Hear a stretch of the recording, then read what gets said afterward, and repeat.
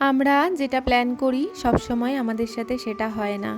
ভগবান আগে থেকেই সব ঠিক করে রাখে কখন কোনটা আমাদের দিতে হবে। প্রথমেই তোমাদের বলে দেই, এটা হচ্ছে গেল সপ্তাহের ভিডিও। আমি সময়ের অভাবে ভিডিওতে ভয়েস ওভার দিতে পারি। কিছু কারণবশত হঠাৎ করেই আমাদের প্ল্যান হয় যে আমরা আলিপুরদুয়ার যাব, মানে আমাদের বাড়িতে যাব।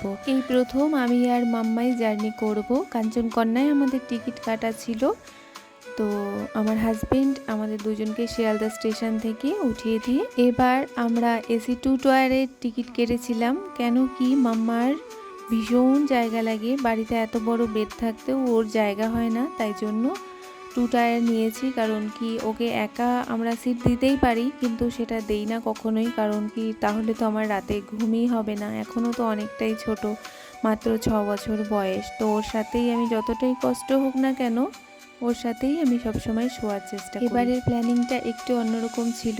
বাড়িতে কেউ জানতোই না যে আমরা যাব। হঠাৎ করে গিয়ে সবাইকে সারপ্রাইজ করে দিয়েছি। সবাই ভীষণ খুশি হয়েছে, ভাবতেও পারেনি যে আমরা এই সময় চলে আসব। আর এই যে আমরা সকাল সকাল পৌঁছে গিয়েছিলাম 8টার মধ্যে একদম শিলিগুড়ি শহরটাতে ঢুকলেই না আমার ভীষণ সেই বিয়ের 6টা বছর আমি ভীষণ মিস করি।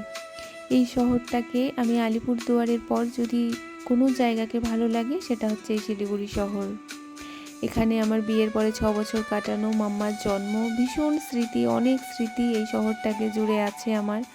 তাই জন্য আমি কোনোভাবেই এই শহরটাকে ভুলতে পারি না। মাম্মা তো দননবাড়ি যাওয়ার জন্য খুবই উৎসুক হয়েছিল। মা কখন দননবাড়ি যাব, ট্রেন কখন পৌঁছবে, এই করেই ব্যস্ত হয়ে পড়েছিল। কারণ ওর দননবাড়িতে থাকে ওর ভাই, যাকে ও সব থেকে বেশি মিস করে। ওর ভাই মানে হচ্ছে আমার বোনের মেয়ে। ওকে ভীষণ ও ভালোবাসে, দুজনকে ভীষণ ভালোবাসে। দুজনকে ছাড়া না ওরা থাকতেই পারে না, আমাদের মতন অবস্থা। আমরা বাড়ি যাওয়াতে সব থেকে বেশি যে খুশি হয়েছে সে হচ্ছে আমার বোনের মেয়ে। ও ওর দিদিভাইকে পেয়ে পাগলের মতো খুশি হয়ে গেছে।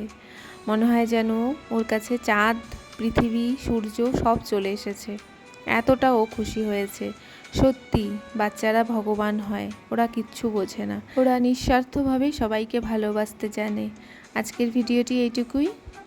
সবাই ভালো থেকো তোমরা, টাটা।